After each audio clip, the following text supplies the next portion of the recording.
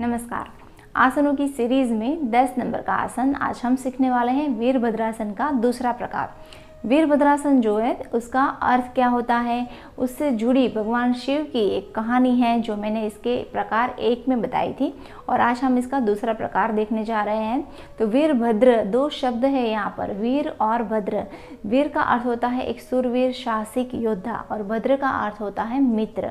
और इस तरह से ये आसन को योद्धाओं का आसन कहा जाता है और इसको हम इंग्लिश में वॉरियर पोज कहते हैं। और इसके 3 प्रकार हैं जिसमें से दूसरा प्रकार आज हम सीखेंगे। और ये आसन जो वीरभद्रासन 2 है इसमें मेन फोकस आपके पैरों के ऊपर किया जाता है। तो हमारे पैर के जितने भी मसल्स है, चाहे वो क्वाड्रिसेप्स है, हैमस्ट्रिंग्स है, हिप्स है, नी है, एंकल, काफ मसल्स, इन सभी मसल्स की स्ट्रेंथ को बढ़ाता है, इसकी फ्लेक्सिबिलिटी को इम्प्रूव करता है और पैरों को स्ट्रॉन्ग बनाता है। और इसलिए ये आसन रनर्स और एथलेट्स से जुड़े हुए सभी लोगों के लिए बहुत ही ज़्यादा फायदेमंद आसन है, क्योंकि वो लोग रनिंग करने से पहले इस पोज में अपना थोड़ा वार्म अप कर सकते हैं। उसके बाद रनिंग करेंगे तो वो आराम से कर पाएंगे, अच्छे से कर पाएंगे।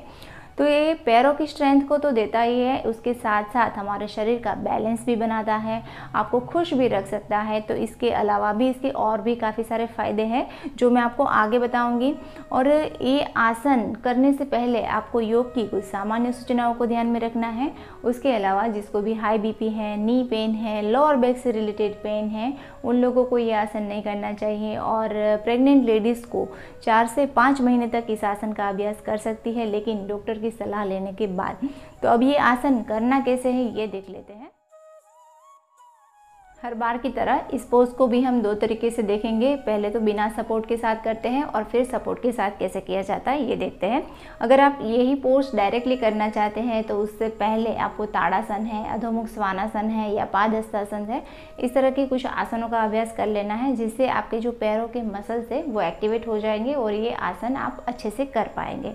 तो अब ये आसन जो है वो आज हम डायरेक्टली कर रहे हैं। और अगर आपने वीरभद्रासन 1 किया था और उसके बाद तुरंत कर रहे हैं तो आपको पैरों की पोजीशन चेंज करने की ज़रूरत नहीं है, आपको सिर्फ हाथों की ही पोजीशन और अपना जो पेल्विक का पोस्चर है उसको ही चेंज करना रहेगा।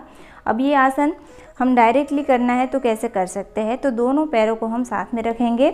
अब यहाँ से एक पैर को उठाकर आगे ले आएंगे और आगे हमने जो पैर किया है वो पूरी तरीके से 90 डिग्री होना चाहिए। और दोनों पैरों की एंकल जो है वो हील जो है उसको एक लाइन में रखना है और पीछे वाले पैर को आपको 45 डिग्री जितना अंदर रखना है। तो इस तरीके से पहले आपको पैरों की पोजीशन लेनी है। अब आगे जो पैर है उसके घुटने को ऐसे मोड़ना है यहाँ से और 90 डिग्री नीचे ले जाना है, जिससे आपका एंकल और नी ये दोनों ही एक लाइन में आ जाएगा। और आपका जो पीछे वाला पैर है उसका जो नी है वो भी पूरी तरीके से स्ट्रेट होना चाहिए। अब यहाँ पर देखिए कि हमारा जो हैमस्ट्रिंग मसल्स है यहाँ का वो अच्छे से स्ट्रेच हो रहा है, उसके साथ साथ हमारे पेल्विक के ऊपर भी इसका प्रेशर आ रहा है। अब ये जो पेल्विक का हमारा जो पोस्चर है, कमर के नीचे का ये पोस्चर, उसको आपको ट्विस्ट नहीं करना है, ऐसे ही आपको सामने ही रखना है। अब सांस को भरना है। देखिए ये पोस्चर आपका ना ज़्यादा आगे झुका होना चाहिए ना ज़्यादा पीछे, इसको आपको सेंटर में रखना है। तो इस तरीके से ये पोजीशन में आ जाए, फिर दोनों हाथों को ऐसे शोल्डर लेवल पर ओपन कर लेंगे और सांस को भरेंगे। सांस को चाहे तो रोक के भी रख सकते हैं या तो आप नॉर्मल ब्रीथिंग भी कर सकते हैं। इस तरीके से इस पोज में आए और फिर गर्दन को घुमाकर आपकी जो नज़र है उसको आगे वाले हाथ की उंगलियों के ऊपर ले जाए। तो पूरी तरीके से हम नीचे जितना जा सकते हैं उतना नीचे और नज़र को घुमाकर अपनी उंगलियों के ऊपर टिका लीजिए। इस आसन से पैर के मसल्स तो स्ट्रॉन्ग बनते ही है, लेकिन इसके साथ साथ हमारा अपर बैक, शोल्डर और नेक के मसल्स को भी स्ट्रेंथ मिलती है। उसमें रहे कड़ेपन को दूर किया जा सकता है, उसकी फ्लेक्सिबिलिटी में भी इम्प्रूव आ सकता है। इस आसन से सांस लेने की क्षमता में सुधार आता है, कमर का दर्द दूर किया जा सकता है और फिर सांस को छोड़ते हुए ऊपर आ जाएंगे। ठीक इसी तरीके से हमें दूसरी साइड करना है। पैरों की पोजीशन चेंज करेंगे। जो पैर 45 डिग्री था उसको हम 90 डिग्री कर देंगे और जो 90 डिग्री था उसको 45 डिग्री। अब सांस को भरेंगे, हाथों को शोल्डर लेवल पर ओपन करेंगे और आगे की ओर झुकेंगे। फिर गर्दन को घुमाकर उंगली के ऊपर अपनी नज़र को ले जाए और अपनी क्षमता के अनुसार इस आसन में रुकिए। ये आसन पेट की मांसपेशियों को मजबूत बनाता है, बांझपन की समस्या को दूर करता है। इस आसन से मन और मस्तिष्क दोनों ही शांत होते हैं। डिप्रेशन, स्ट्रेस, तनाव दूर होता है, याददाश्त में बढ़ाव आता है, हमारी जो सहन शक्ति है उसमें बढ़ाव आता है। ये आसन शरीर में स्थिरता और खुशी दोनों को संतुलित करता है। फिर सांस को छोड़ते हुए ऊपर आ जाए। एक तो ये तरीका होता है ये आसन करने का। दूसरा हम चेयर के सपोर्ट से करेंगे। तो चेयर के सपोर्ट से करने के लिए आपको एक ऐसी चेयर चाहिए कि जिसमें दोनों साइड से खुला हो, दोनों साइड में कोई सपोर्ट नहीं होना चाहिए। तो इस तरह से एक चेयर ले लीजिए जिसके ऊपर आपको बैठना ऐसे है कि आपका पूरा जो पेल्विक का पोस्चर है, कमर के नीचे का, वो पूरा ही चेयर के ऊपर रहे। अब आगे वाला जो पैर आपको 90 डिग्री रखना है, उसका घुटना हल्का सा आपकी चेयर से बाहर की ओर होगा और आपके दोनों पैरों की एंकल जो है वो एक लाइन में रहे। इस तरीके से आपको पोजीशन बनानी है। एक पैर 90 डिग्री और दूसरा पैर जो है वो 45 डिग्री।